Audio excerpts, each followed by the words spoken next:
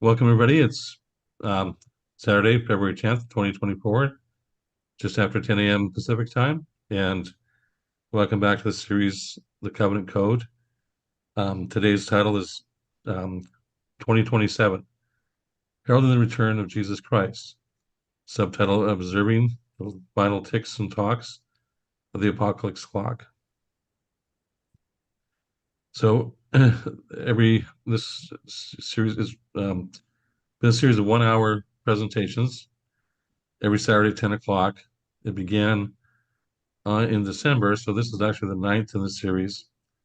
And the prior eight have kind of laid the foundation for today, and I call that sort of the milk. And today we begin the transition to solid spiritual food, things more relevant with our time. And to the right there, you can see where you can observe the live or on YouTube later on, but it's all through the BibleExplorations.com. And we thank you for your support. So I'm going to cover off a little bit um, some of what's been in the other eight series, just what's pertinent for today.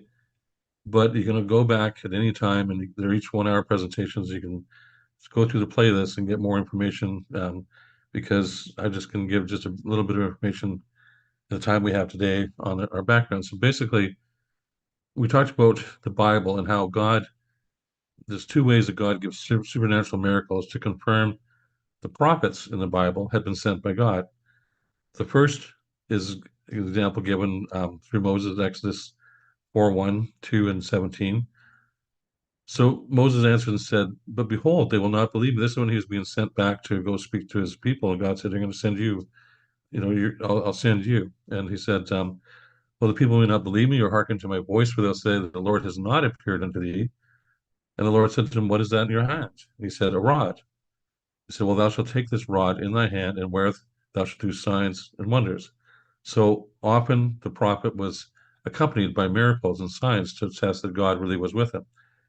But that was good for that generation. But what about later generations who weren't alive to see the miracles or whatever? So Moses, again, when he knew his time was his days were numbered and God was going to call up another prophet, asked, well, how are the people going to recognize the new prophet? And the Bible is the only written works that has this prophetic test. It says, when a prophet speaks in the name of the Lord, if the thing follow not, nor come to pass, that is the thing which the Lord hath not spoken, but the prophet has spoken it presumptuously.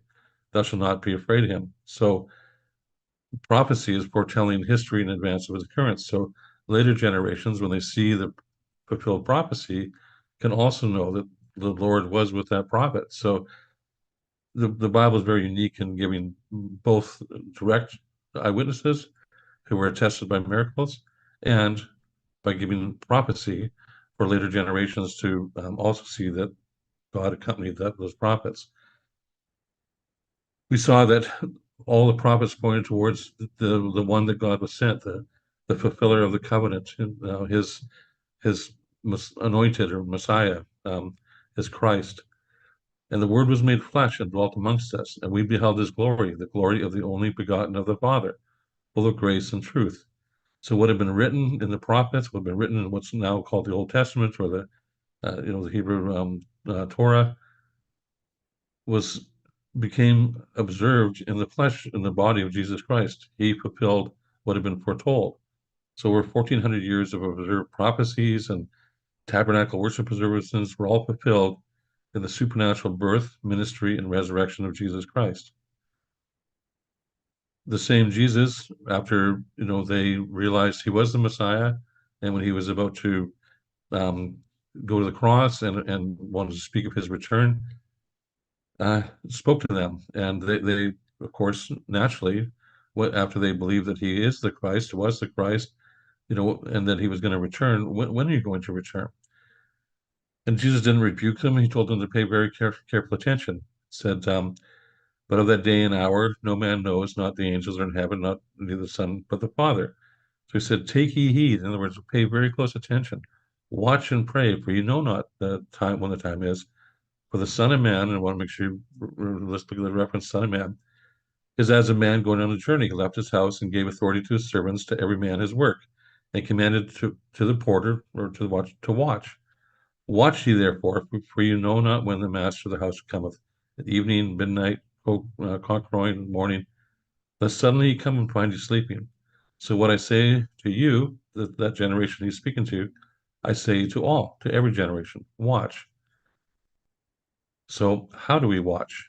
And that's made clear too when you remember as he said, Son of Man. Well, the only prophet that was referred to as Son of Man was Ezekiel.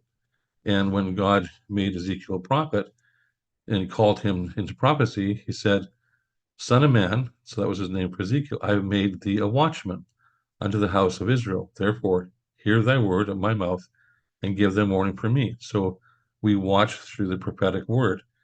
Jesus refers to himself as the Son of Man 80 times in the Holy Scripture. So Jesus gave his testimony through the risen Christ through the disciple John in the very last book of the Bible called the Book of Revelation. At the time, it was called the Book of the Apocalypse, which was the Greek word, and Revelation is the English interpretation for that word. So the first sentence of the book says, "The revelation or the apocalypse of Jesus Christ, which God gave unto him to show unto his servants." So watch, show things which must shortly come to pass. Each generation is to watch through its own observation of the sign given for the generation in this final biblical book.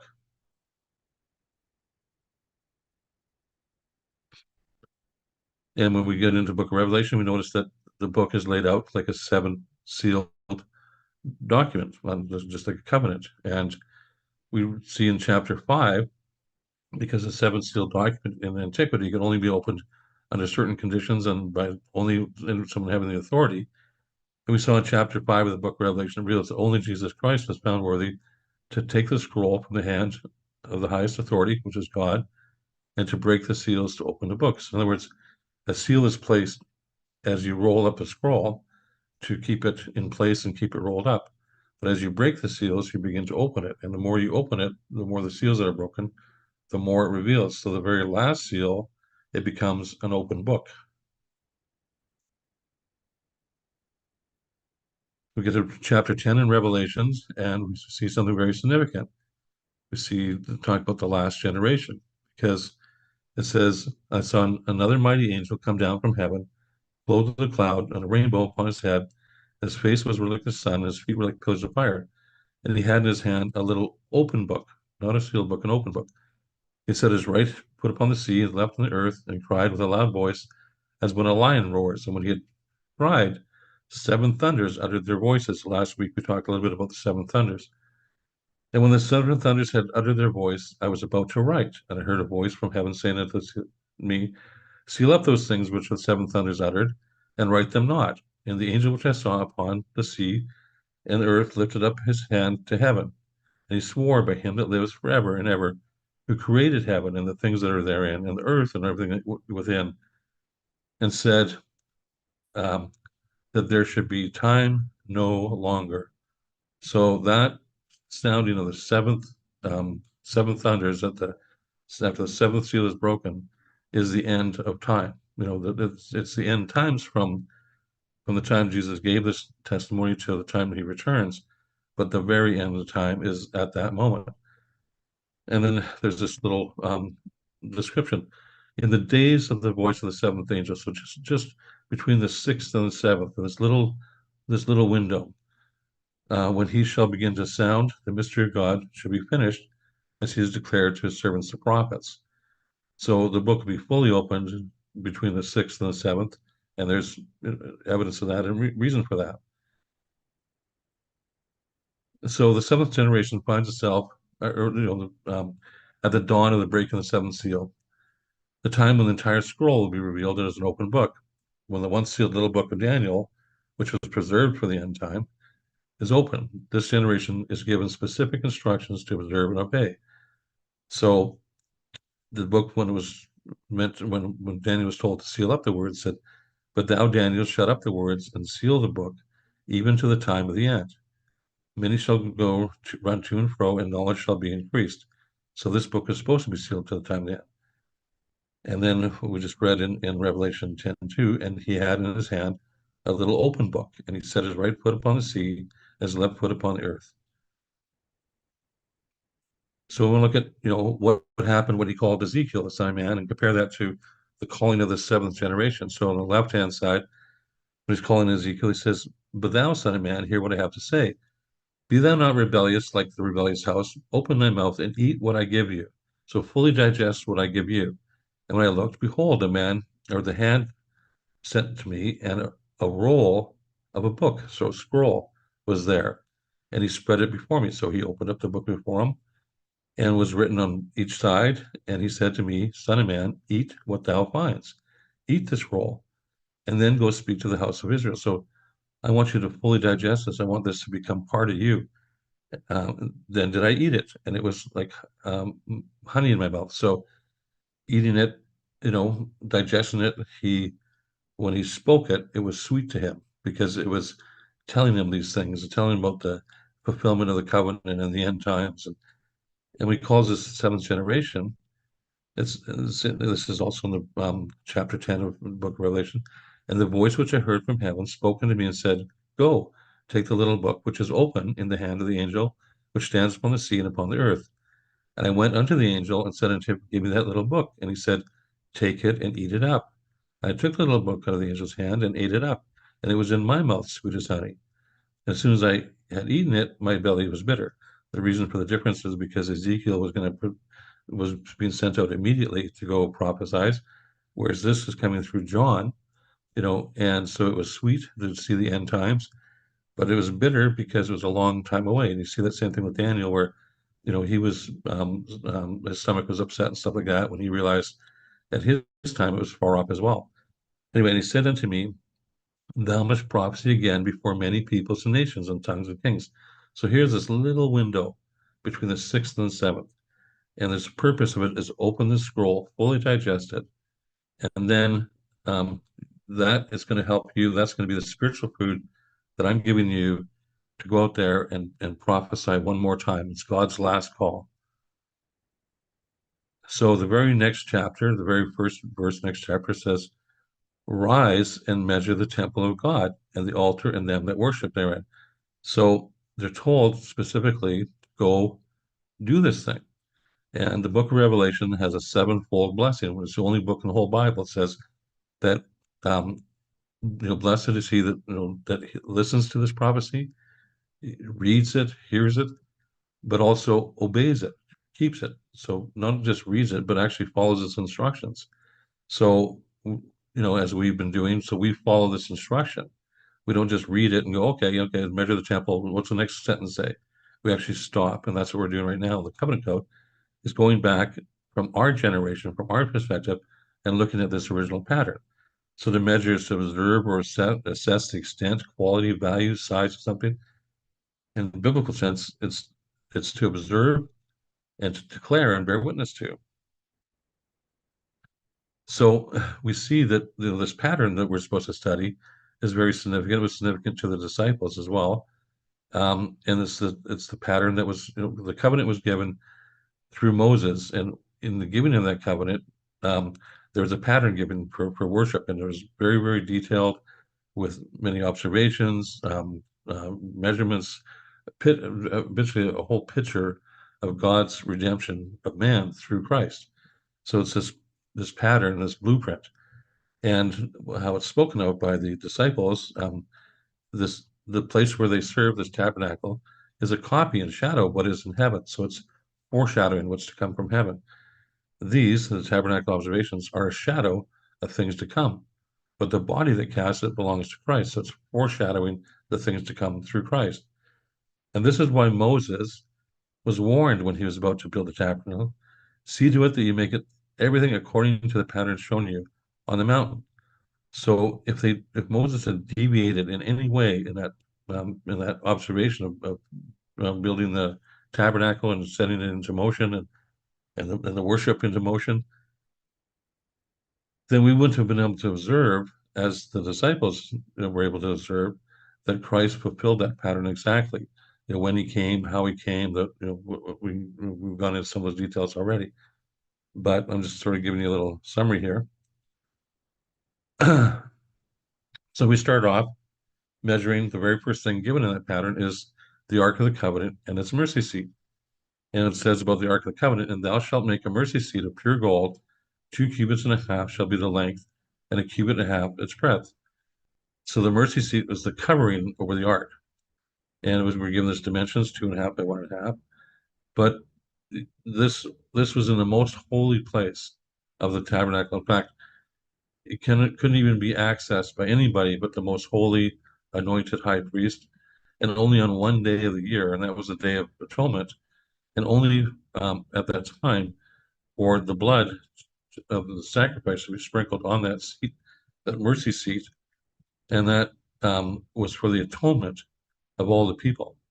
And the, like I said, so we've gone through some of that observation, but we start off looking at the mercy seat, and then we came to some observations. And I'm going to say right here for some people that might not have seen before, if you have different timelines, I'm going to talk about that at the end. But this is exactly what the mercy seat revealed. So we have 1.5 times 2.5, and we observed that from Adam to the Ark of Noah was 1,656 years.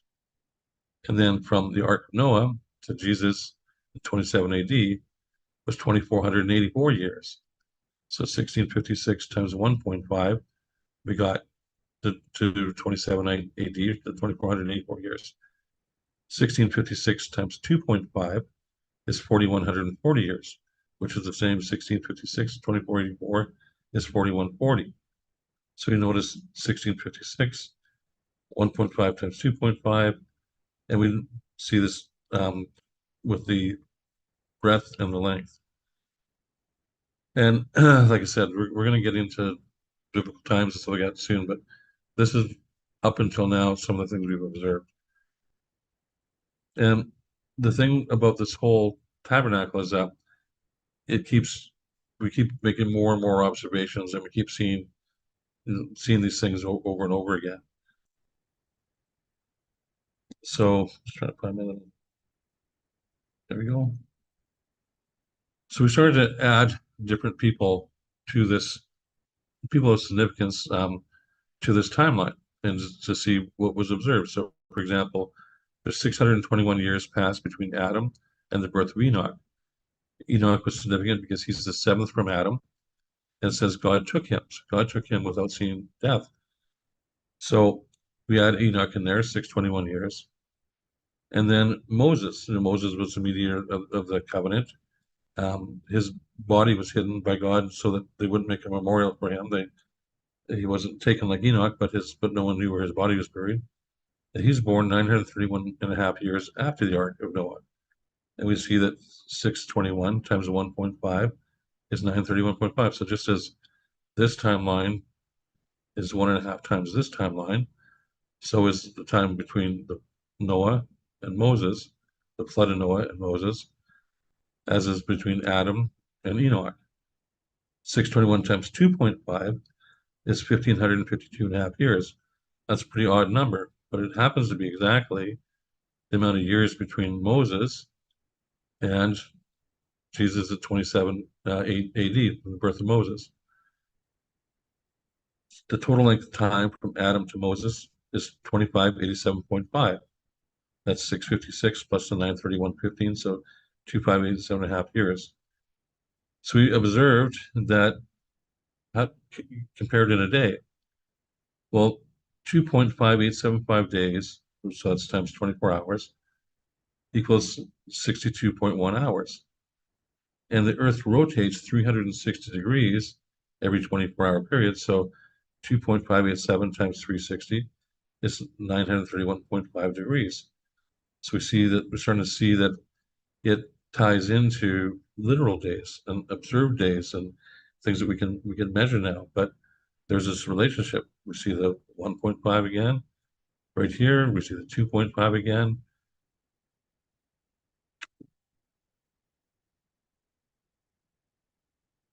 Now I'm going to add something. This is where we get into. I'm going to go a little slower here because I'm adding something now. So what I'm adding So we have Enoch already, seventh from Adam. God took him, born 621 from Adam. Moses, mediator of the covenant, body hidden by God, born 931 and a half from Ark of Noah. Now I'm adding Elijah, leader of the school of prophets. God took him. Well, when we look at this 1552.5 years from Moses, 27 AD with Jesus, you see that Elijah was born 621 years after Moses, and that date to the time of 27 AD is exactly 931 and a half years as well. So this 15525 is 621 plus 9315. The 621 times 1.5 is 9315, and times 2.5 is 15.552. Just like the second period, 1,035 years, times 1.5 is also 15.525 years. So you see this puzzle where every piece fits in here for a specific reason. And when we compare Elijah to Moses, for example,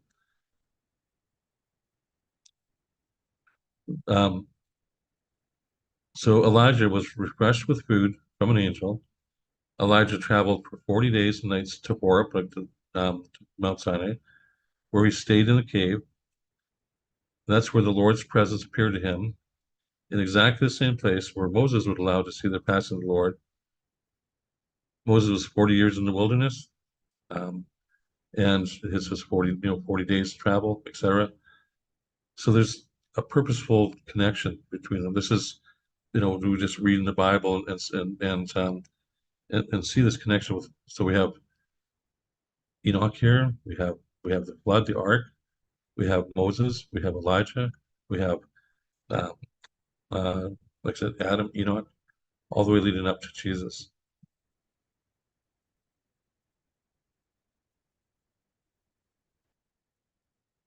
And now I want to get to somebody that saw Moses and Elijah together with Jesus.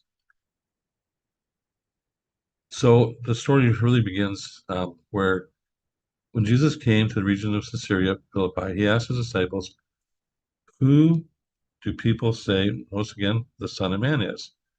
They replied, "Some say John the Baptist, some others say Elijah, still others Jeremiah or one of the prophets." Jesus said, "But who do you, but what do you say?" He asked. "Who do you say I am?" So remember, Son of Man, he says, "Who's Son of Man?" He refers to himself again. "Who do you say I am?" Simon Peter answered, "You are the Messiah, the Son of the living God." Jesus replied, "Blessed are you, Simon, son of Jonah, for this was not revealed to you by flesh and blood, but my Father in heaven. And I tell you that you are Peter, and on this rock I will build my church, and the gates of Hades will not overcome it." Then after this event, so um, it says, and after 6 days, Jesus took, oh, sorry, I missed a, oh, so 2 days before this, I should have read this first. So Luke 9:27, after he fed the 5,000, Jesus was talking to his disciple, and he said, "But I tell you the truth, there be some standing here which shall not taste death till they see the kingdom of God." So after Jesus said that, it was 8 days after Jesus said that. It was 6 days after he talked to Simon Peter, and Peter said, you are the Christ. So after 6 days, Jesus took Peter, James, and John, his brother, and brought them up to the mountain apart, and was transfigured before them. And his face did shine as the sun, and his remnant was white as light. And behold, there appeared unto them Moses and Elijah, talking with him. Then answered Peter and said unto Jesus, "Lord, it is good for us to be here. If thou wilt, let us make here 3 tabernacles, one for thee, one for Moses, one for Elijah." And while Peter was still speaking, a bright cloud overshadowed them, and behold, a voice out of the cloud which said, This is my beloved Son, in whom I am well pleased. Hear ye him. Well, the only other time we hear about the voice of God spoken audibly is at the baptism of Jesus, which is the fulfillment of the covenant, and when the covenant was being given to the people on Mount Sinai. And so he hears, so the three of them hear the voice of God and said, "This is my beloved Son. Listen to him." And when the disciples heard it, they fell on their face and were sore afraid. But then Jesus came and touched them and said, "Arise, do not be afraid." And when they lifted up their eyes, they saw no one except Jesus only. So this is somebody, Peter, very familiar with seeing Jesus in his glory. And he saw Elijah and he saw Moses. And then what's Peter's testimony?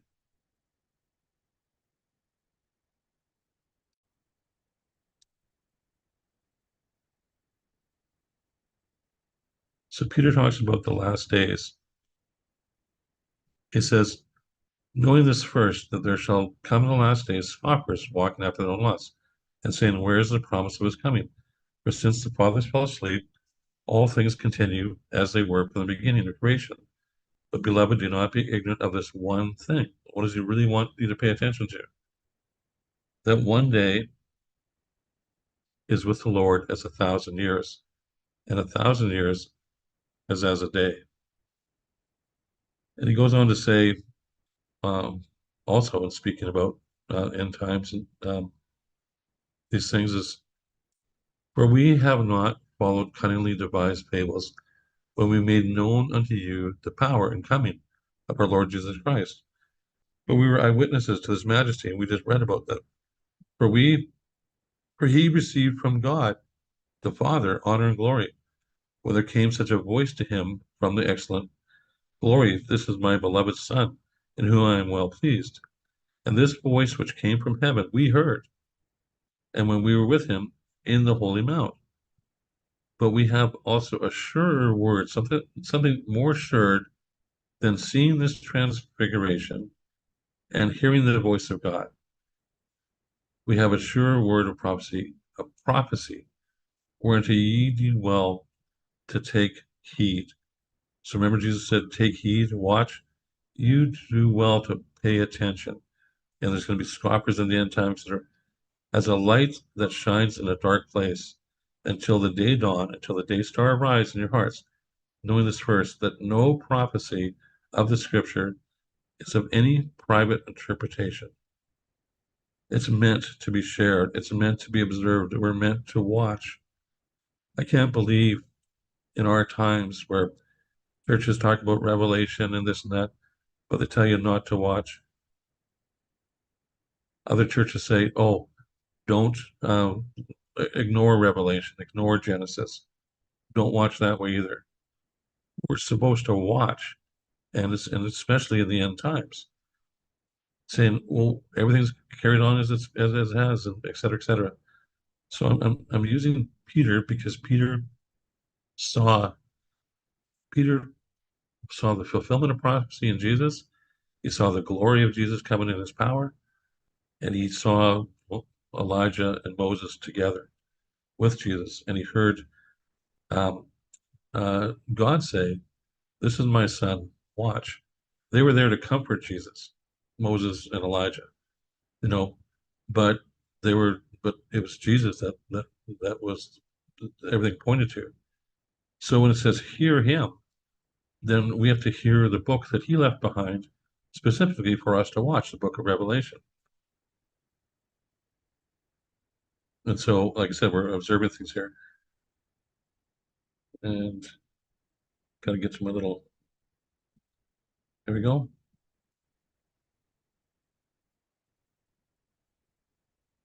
So he says, a day is like 1,000 years to the Lord, and 1,000 years is a day. In the fourth day of creation, God separated the light from the darkness. Then spoke Jesus, saying to them, I am the light of the world. He that follows me shall not walk in darkness, but shall have the light of life.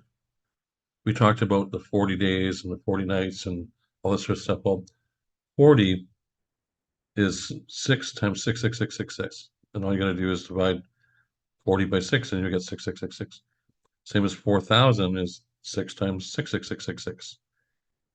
So anything on the and when we've already begin to establish, and we'll do more of it, that each day is like 1,000 years, and each 1,000 years is like a day, as we see these fulfillments of time, Um, but I want to point out Enoch. Now, Enoch's the seventh generation, so he's born 621. But he's the seventh generation, and we take 4140 divided by 621. It's 6666666. So I'm pointing something out that we'll talk more about down the road. But anything when you see four, then well, let me just go to the next thing and see if I can show it here.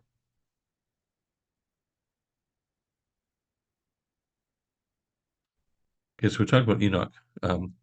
We looked before at these boards that are around the 46 boards that are around the most holy place. Well, around the whole tabernacle. But in the most holy place, we know it's 10 by 10 by 10. Well, each um, board is 1.5 wide. So there's 6 boards at the end here. 6 times 1.5 is only 9. How do you get to 10? And that's by having a third of each of the corner boards overlaying inside. But let's just look at something really simple here. The sixth generation was Jared, born in 460. That's Enoch's father. So 460.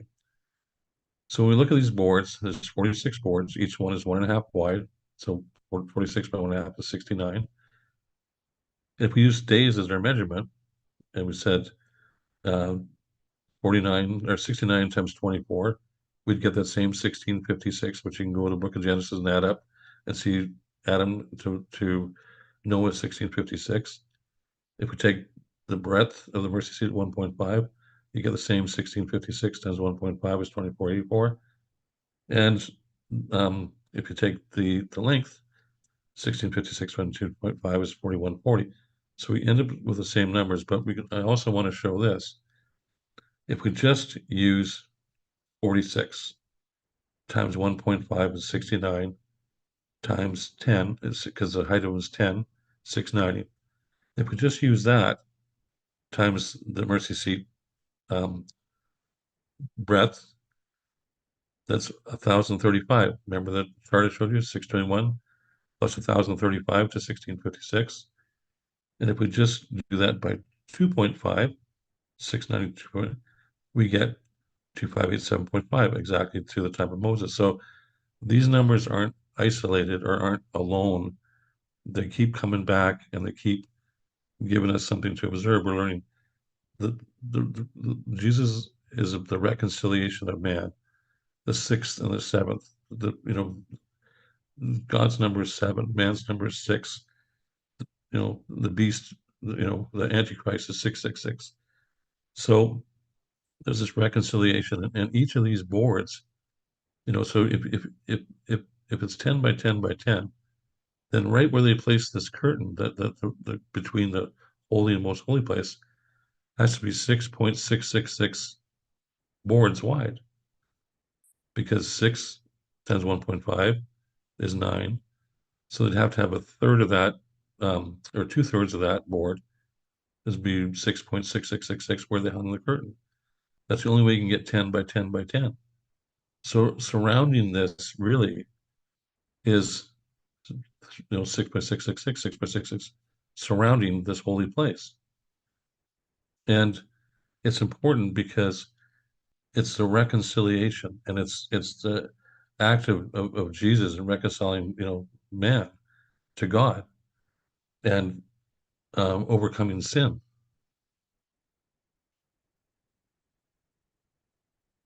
I'll double check my time here. So we've looked at those things up till now, but now we want to add something to it too. So we looked at the mercy seat, and the mercy seat covers the Ark of the Covenant. But it there's also a command about the height of the Ark of the Covenant, which is 1.5. And it says about this mercy seat, and notice along here, and thou shalt overlay it with pure gold. Within and without thou shalt overlay it, and shall make upon it a crown of gold upon it. So there's two things about this mercy. One is the place where the blood is sprinkled. That talks about the atonement event, the sealing of the covenant. But two is a crown all around it. That talks about the crown event, the return of Christ. And it's 1.5. So you get the 2.5 to 1.5. You add another number here. That's 1.5. So if you take 4140 by 1.5, you'd get 6210. Remember Enoch 621, but that would be the seventh generation. But 4140 times 1.5 simply is 6210. So that's our first clue.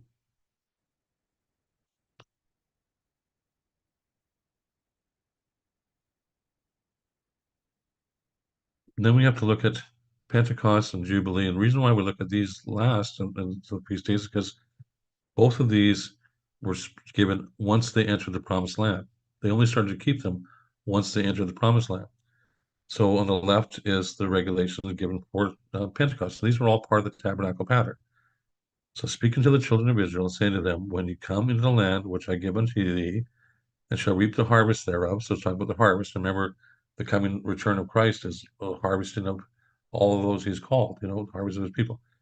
Then you shall bring a sheaf of the first fruits in your harvest unto the priest, and you shall count unto you from the morrow after the Sabbath. So this is talking about, the Passover, the Sabbath, and the first fruits.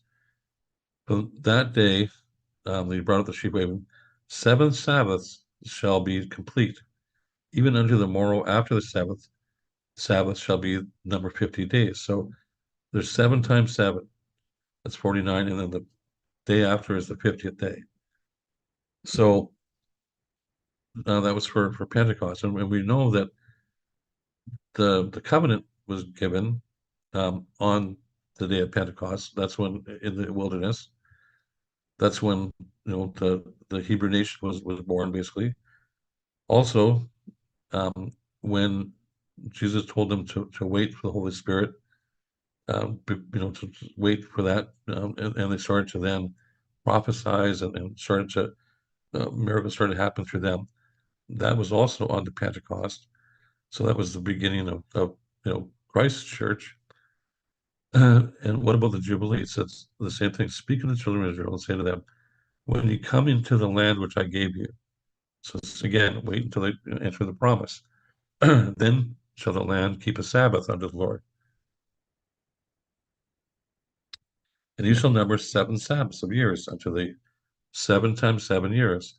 And the space of the 7 Sabbaths years shall be 49 years. And then thou shalt cause the trumpet of the Jubilee to sound, not on the first day of the month, but on the 10th day of the month. 10th day of the 7th month, which is the day of atonement. That's when the trumpet blows for the Jubilee. Shall you make the trumpet sound throughout all your land? And you shall hallow the 50th year, and proclaim liberty throughout all the land unto all the inhabitants. Therefore, it shall be a jubilee unto you, and you shall return every man to his possession, and you shall return every man to his family. Total freedom, liberty. This jubilee and the Pentecost are very related, but they're both 7 times 7, 49 with the 50th. So,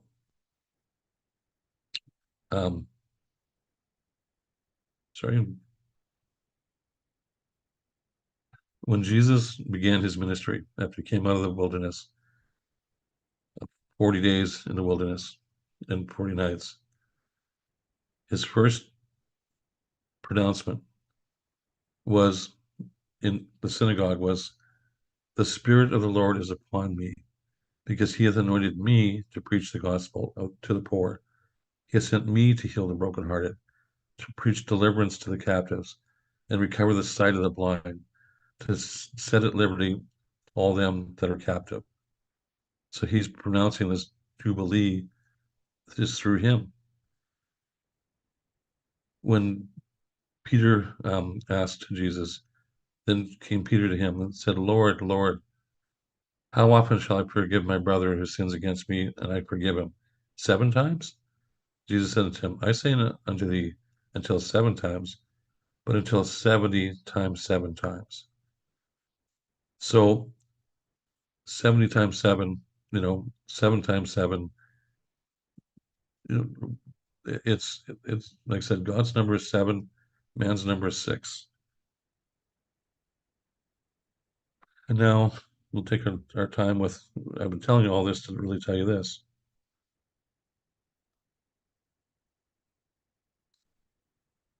So you've heard a lot of people talk about different timelines, 2027 being one of them.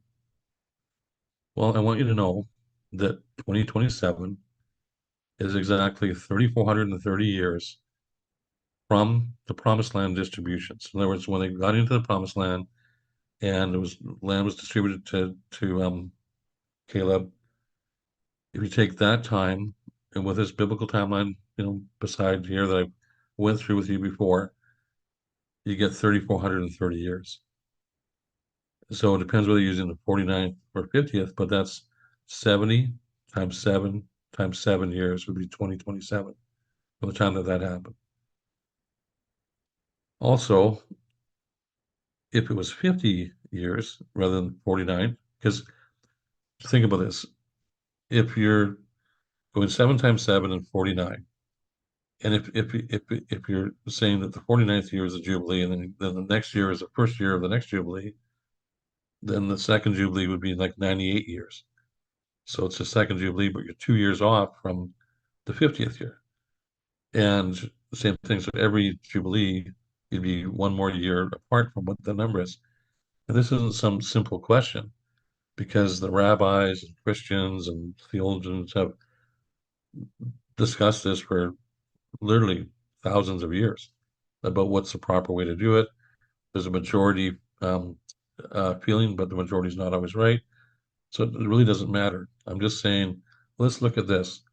There's a window between 2027 and 2096 of where that would be 70 times 7 times 7. Depends on whether it's 49 or 50. Now, what's 6210? When I told you 40 times 1.5, will that be 2096 as well? So remember when this when the 2096 is an end time. It's an end of a window. That's the longest it could possibly be. But 2027 is a start time. It's a period of 69 years. You know, um, and well, actually, 70 years. But it's and I haven't got all the numbers down here properly. I just kind of rushed through it. But there's something else to kind of add to that, where if you take the birth of Jesus times 1.5, that would fall in 2046. And then that'd be 50 years before 2096. So that'd be 50 years. So that'd be a jubilee, between then and there. But I don't want to confuse anyone. I want to instead get rid of confusion. If you take any timeline, so why do people say 2027? Well, most often it's a time from 2027 to 2031 because their timeline has the baptism of Jesus as exactly 4,000 years. So, and it could be, okay, if it's not the baptism, that's the crucifixion, 2031. So it's pretty easy to add, from 27 AD, 2,000 years, would be 2027. From 2031 AD, 2,000 years would be 2031. So that window is from using the earliest years of 4,000, 6,000. We went through before a couple of things back about all the different timelines, but the timeline of Usher, about the Jewish timeline. So, for example, we looked at the Jewish clock today, and that's a couple hundred years off of 6,000. But we looked at the missing years, and this is something we didn't make up. Jewish scholars have noticed it for a couple hundred years because there's one thing you can, when you're making these timelines or whatever, there's two windows that you can't overcome. One is the Word of God, whatever is written in the Word of God, and two is archaeology, when you find certain things that you know are certain. So you can find things where people have different timelines, and if you called that like a house with different walls, you can move the furniture around all you want inside there, but there's some certain walls that you can't move past. So if you took, for example, the Jewish timeline and you replace those missing years, because remember the missing years were where they have the 490 years between the destruction of the two temples, whereas we know through archaeology and various other records that the temple was destroyed in 586, 587 BC. And we know that the Romans destroyed the second temple in 70 AD. So 586 plus 70 is a lot more than 490.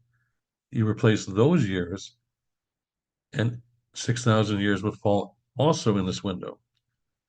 Someone said, well, Brent, and we've had this discussion before, 4140 is too many years. Well, even though I can show you exactly with correction that that's exactly what the timeline comes out at, it doesn't matter because it falls within those years. So I say to people, like, every timeline that says a day is 1,000 years, 1,000 years a day, there's certain limits on it where they all start. The earliest they start is 2027, and the latest they go to is 2096. So that's that's and the Jubilee, it's the same thing. If you're off on the 49 versus 50, you can be off by 70 years, on when the Jubilee is, just like this 70-year window. So what we can say conclusively is we're looking at, are we the last generation? Are we that generation between the sixth and the seventh, that last one? And remember that Jesus said, but I tell you a truth, there be some standing here which shall not taste death till they see the kingdom of God. And I'm saying to you that in this 69, 70-year period, 72-year period, whatever you want to call it, that as of now, as of 2027, this is the last generation. We know that of certainty. And I'm telling you that I believe that different ministries that maybe waste time arguing right now about this or that or this time or that time will start to come together and start to study together and start to come up with more agreement. But in the end, what's our message? Our message is, if we're that generation, we're supposed to be studying the Bible, study the tabernacle, study these things, eat it, digest it, make it part of who we are, because that's the message that goes out to evangelize the world. That's supernatural evidence that God put into the Bible, and evidence through this tabernacle, evidence that Jesus is the Messiah. And what did they do? They, first of all, they declared Jesus as the Messiah. Once they declared him as the Messiah, once they knew that in their hearts and minds, then Jesus showed them the transfiguration, showed them his return, started speaking to them immediately after they knew he was the Messiah, how he would be crucified and how he'd return.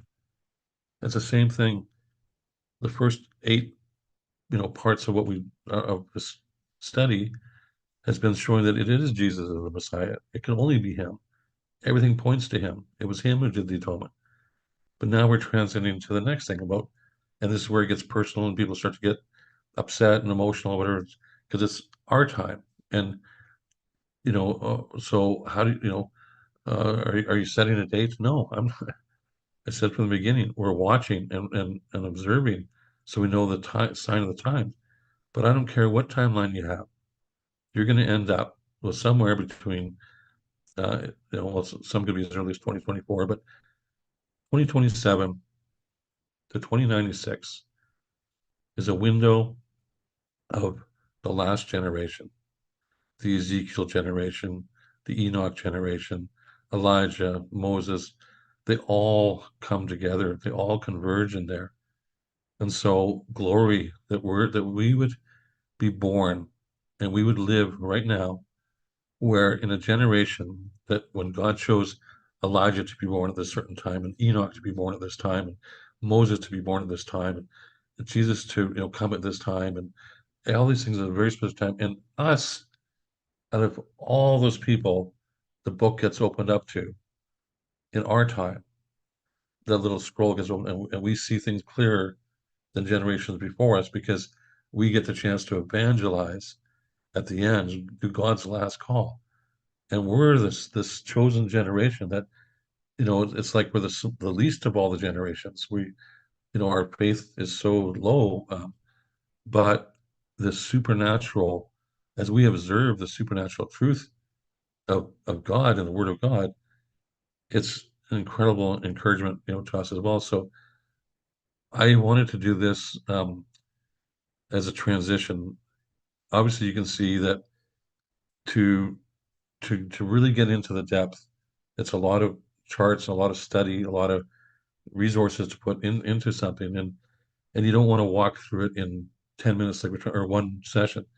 So it'll probably take 7 or 8 sessions just to go over from here to the things that have happened from Jesus, because a lot of things happen from there too, with the fall of the Roman Empire, that all happened in exact according to this pattern. And the more you can see that everything fits in like a puzzle, it was all prophesized in the tabernacle. So I'm going to take a little time whether to put some resources together and stuff like that. What I'm going to do, because I know there might be a lot of questions about this, and we won't have, have somebody speaking after me, and then then it's not much time after that. So Sandy has agreed that this Wednesday, the 14th, there's normally a Bible study at 5 o'clock Pacific time, but I'll be joining that day, and I'll answer any questions, or we can, questions, comments, things like that. And we can talk about this a little bit further so that I'm not ignoring your questions over, but this is really just to speak of a transition, in our study where now it's going to start to go pretty deep. Now it's going to start to go into, and if you, so, if you, the blessing is for somebody that wants to, uh, you know, to see those things. But for me, I don't have any comment about other people's ministries or anything else at this time. To me, they all work out. Like if you say it's the fourth, then fourth times 1.5, the four is 6666 of six. So whatever's in the fourth is going to happen in the sixth because it's times 1.5.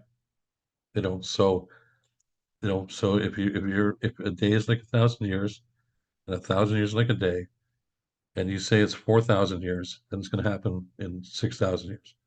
If you say it's 4,100 years, then it'll still happen in that window. So my message to you, and I hope that you can enjoy and celebrate it, that we are the last generation. We are in the last generation. We are living in the last generation, and it's you got to remember one thing: trumpets usually happen earlier than later. Trumpets the first day of the seventh month. The Jubilee is the 10th day.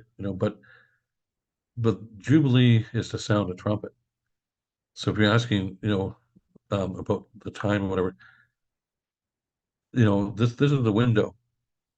But remember, the trumpets usually happen sooner than later.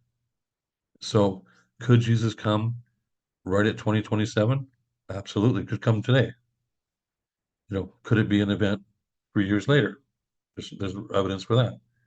Could it be an event 10 years later? There's evidence for that. So we'll look at that whole window. But I'm saying that, that remember that when Jesus was born, it was heralded. There was trumpets from from above. Well, that was the first part of the ministry. You know, the last part, there was no trumpets, there was thunders and lightning. Jubilee is a trumpet event. It's the grand trumpet event. It's the 70 times 7 times 7 trumpet event. So what we have to do is not be found sleeping. We got to pray, we got to watch, and we got to study and trust. But anyway, I hope that gives a little bit of clarification. And I'm just looking at the time here, right down to the wire. So, Sandy, I'll stop sharing and allow you to kind of put a stop there. And I'll be watching later on, but I'll be back again on Wednesday too. Thank you. That was a lot of information, but it was kind of easy to follow. So, and people can always go back and watch it and stop it when they need and write notes, and people write down questions and stuff and come back on Wednesday, like you said, 5 o'clock.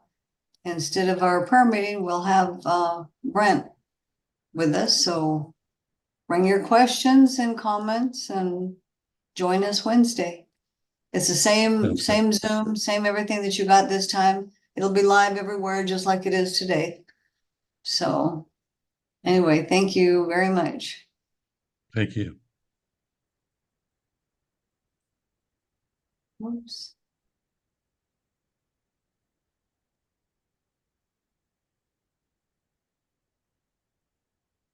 Hello from Terabilla.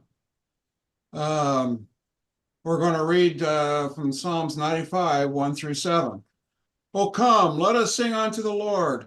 Let us make a joyful noise to the rock of our salvation. Let us come before his presence with thanksgiving and make a joyful noise unto him with psalms. For the Lord is a great God and a great King above all gods.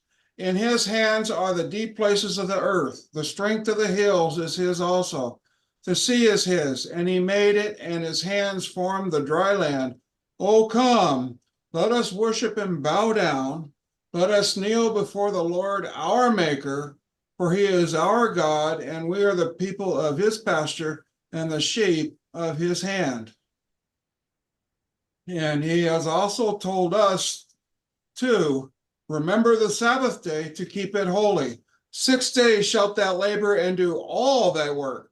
But the seventh day is a Sabbath of the Lord thy God, in it thou shalt not do any work, thou, nor thy son, nor thy daughter, thy manservant, nor thy maidservant, nor thy cattle, nor thy stranger that is within thy gates. For in 6 days the Lord made heaven and earth, the sea, and all that in them is, and rested the seventh day. Wherefore the Lord blessed the Sabbath day and hallowed it. Okay, thank you, Keith. I'm gonna go ahead and restart the YouTube, so hold on just a minute.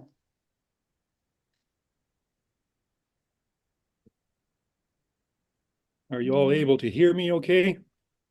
Yes. Okay.